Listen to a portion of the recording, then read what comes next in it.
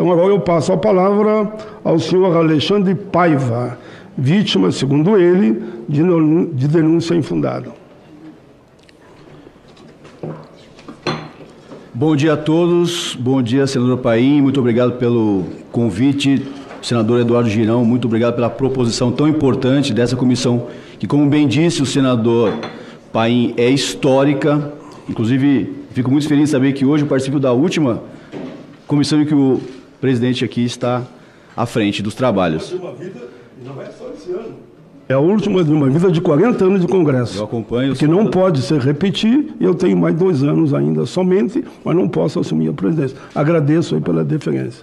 Parabéns pelo trabalho. Apesar de divergências ideológicas que talvez possamos ter, eu respeito o trabalho do amigo e também do senador Eduardo Girão. E eu quero iniciar aqui, o amigo disse sobre espírito natalino. Eu queria até aproveitar e pedir um celular de presente, se alguém pudesse me dar, porque sábado, senador, eu tive o meu celular apreendido em um evento que eu participava lá no Rio de Janeiro, pelo Ministério Público do Rio de Janeiro, a pedido do Ministério Público do Ceará. Senador Girão, gostaria muito depois de conversar com o senhor sobre a legalidade dessa ação, onde eu fui constrangido publicamente, tive o meu celular apreendido, a pedido de dona Maria da Penha Maia Fernandes. Pessoa física, não estamos falando agora da lei, estamos falando da pessoa física. Dona Maria da Penha Maia Fernandes pediu para o Ministério Público do Ceará, para o Poder Judiciário do Ceará, pegar o meu celular. Conseguiram, me entreguei, na maior tranquilidade. Inclusive, deixo aqui a público que eu, inclusive, entreguei a senha, porque quem não deve não teme, senador. Acusações infundadas, já sou vítima, sim, de falsas denúncias na minha vida pessoal, e agradeço, inclusive, a menção que o senhor faz, segundo ele. É importante isso, realmente, porque ninguém é obrigado a acreditar em mim, assim como ninguém é obrigado a acreditar na mulher quando ela fala que ela é vítima de violência doméstica. Na minha opinião, a palavra da mulher não tem mais peso do que a minha. Quando eu falo que eu sou vítima de falsas denúncias, e quando uma mulher fala que é vítima de violência doméstica, eu quero crer que nós tenhamos o mesmo peso, o mesmo respeito de toda a sociedade e também do poder público. Porque eu estou há 6 anos incompletos, mais de 5 anos, afastado das minhas 2 filhas, únicas filhas, pai de 2 mulheres, olha só, Yasmin e Rafaela. Quero deixar aqui registrado, seu pai ama muito vocês, filhas. É por vocês, tá? Talvez vocês não tenham ainda noção da complexidade do que o pai de vocês está fazendo, os riscos que o pai de vocês está correndo, mas alguém tinha que fazer isso, senador. Porque hoje nós vivemos uma epidemia de falsas denúncias no Brasil. Quando eu comecei a falar sobre esse tema, quando eu fui pego de sopetão, eu achei que era só eu, sozinho, lá dentro de casa, e decidi falar na internet. E a mensagem que eu mais escutei é: está acontecendo comigo, está acontecendo comigo, está acontecendo comigo.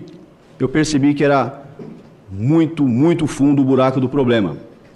E de lá para cá, iniciando esse trabalho nas redes sociais, tivemos muitas pessoas que se aproximaram, muitas pessoas que, infelizmente, não entendem a problemática do que nós vivemos e nos rotulam automaticamente de pessoas que têm ódio de mulher.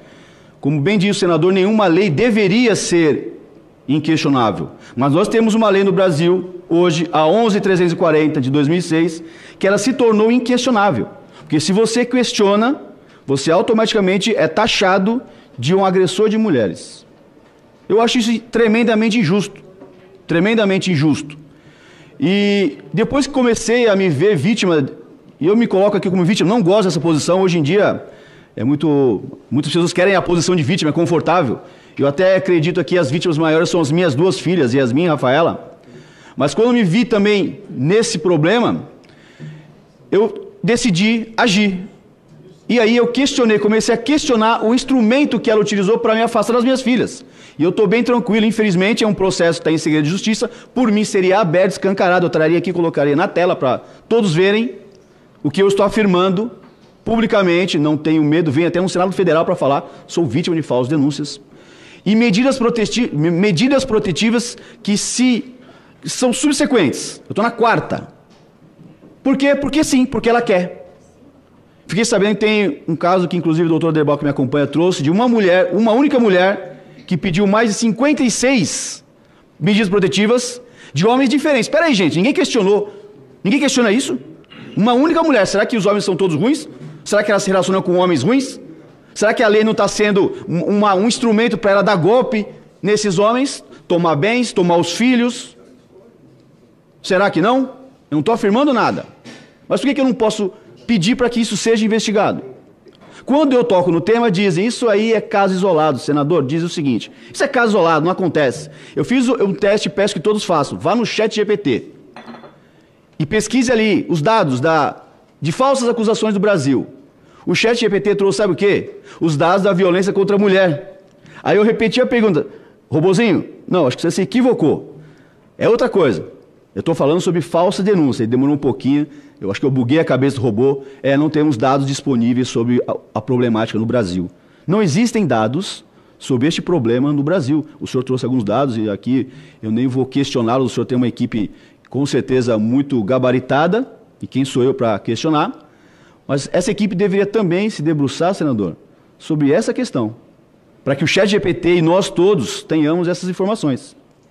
Para que isso deixe de ser visto como falsas, como casos isolados. Eu trabalho na minha rede social, tenho um destaque que eu fiz durante o ano de 2023 todo, eu chamo de casos isolados.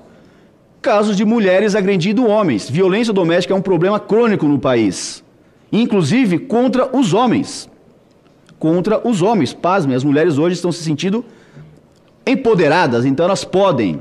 Eu canso de receber notícias de homens que eles dizem, eu não vou na delegacia para depor, porque eu vou passar vergonha, vou falar que você é um idiota, você apanha de mulher? Que homem que é você que apanha de mulher? Então ele não vai. Eu fiz um teste, inclusive, peço que vocês façam, na Polícia Civil de Minas Gerais, no campo de violência doméstica. Senador, peço que a equipe do senhor também faça esse teste. Quando entra lá para fazer uma denúncia virtual, o homem não pode fazer. Ele clica lá no campo violência doméstica, pimba. Esse campo é somente para mulheres, mulheres trans, idosos, crianças, enfim. Tudo menos o homem pode fazer denúncia doméstica virtualmente. Então, se ele não pode fazer virtualmente, e se ele for presencialmente fazer, vai ser ridicularizado, está aí a receita para que isso se torne sempre casos isolados. Mas tem uma imensidão de homens sofrendo violência doméstica dentro de casa, sim. Sim, isso existe. Infelizmente, é um problema crônico que tem que ser visto. Quero crer que essa comissão aqui seja, sim, um marco histórico para que isso seja também verificado, porque violência doméstica tem que ser combatido, sim, mas contra todas as pessoas que são vítimas desse mal. Violência doméstica é grave. Eu fiz uma pesquisa em um dos vídeos meus no YouTube, onde eu mostro que, mesmo dentro de casa, quem mais perde a vida são os homens. Mesmo dentro de casa, quem perde a vida são os homens. O senador trouxe o dado, não sei de qual ano, do feminicídio, senador? Isso, do feminicídio. 1.300 e alguma coisa, se não me engano, se não falha a memória, né? Os dados são no pronunciamento. Eu fiz esse levantamento. Deixa cópia do meu pronunciamento, sim, que é público. Perfeito. No mesmo ano dessa pesquisa, foram mais de 5 mil homens que perderam a vida dentro de casa. Ah, não, mas espera aí, tem outras coisas, pode ser outra coisa. Só que quando é mulher, automaticamente é feminicídio. Pera lá. Aí eu fui mais a fundo nessa pesquisa no DataSUS. Pesquise no DataSUS os números da violência no âmbito doméstico em relação a homens e mulheres. Aí eu fiz uma pesquisa um pouco mais aprofundada sobre os casais. Vamos pegar casais, pessoas casadas, homens casados e mulheres casadas. Se não me engano, deu 200 mulheres casadas que perderam a vida dentro de casa esse ano e 600 homens. Era mais de 5 para 1.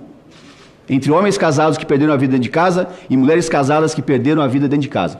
E não acreditem em mim. Só para ajudar o seu raciocínio, porque quem está lá está ouvindo. E assim, no primeiro momento, soa como um absurdo. Eu tenho certeza disso. Soa como um absurdo. Por que absurdo? Quer dizer, a forma como Vossa Excelência colocou, eu vou dar a palavra de volta. Perfeito. Dá a impressão que não há feminicídio. Na quantidade da realidade dos fatos. Mas que as mulheres estão matando os homens. É isso? Senador. Nós estamos falando de quem mata quem. Sim. Todos os dados mostram o número alarmante de mulheres que são assassinadas pelo seu companheiro. Em a maioria dos casos, 90% é companheiro dela. O homem que matou ela. E você disse que um número que eu considero, na minha visão, atualmente absurdo, que seria o contrário. É que as mulheres estão matando os homens. uma senhora ali que é da terceirizada, né? Ela quase chorou aqui quando eu olhei para ela fazia assim.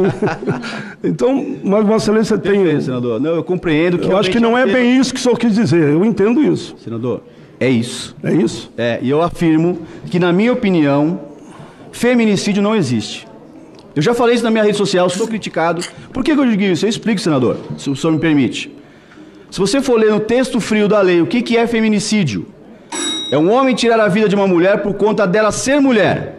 Isso está no texto da lei. E eu conversei com policiais. O senhor, em 35 anos, alguma vez pegou um caso onde o homem matou a mulher porque ela é mulher? Ele falou, nunca vi isso. Então o texto da lei está mal escrito, como foi dito pela que me antecedeu. Porque, para mim, não existem homens que matam mulheres por serem mulheres simplesmente. Assim como também acho que não existem mulheres que matam homens por ser homens. São problemas que existem, brigas, discussões, questão de disputa financeira, disputa pelos filhos que virou uma briga, uma guerra interminável que afasta o pai de um filho. Eu peço só um minutinho para concluir, senador. O que eu tinha para passar, e isso é polêmico sim, e eu canso de ouvir na minha rede social, Paiva, eu te odiei quando eu comecei a te seguir. E aí me chamou a atenção, eu fui pesquisar e você tem razão. Então eu peço para vocês, me odeiem, mas depois pesquisem sobre o que eu estou falando. E me desmintam, eu quero que vocês me desmintam. Até hoje ninguém conseguiu, senador. Muito obrigado, senador. Eu agradeço a Vossa Excelência e me comprometo de passar um documento para Vossa Excelência.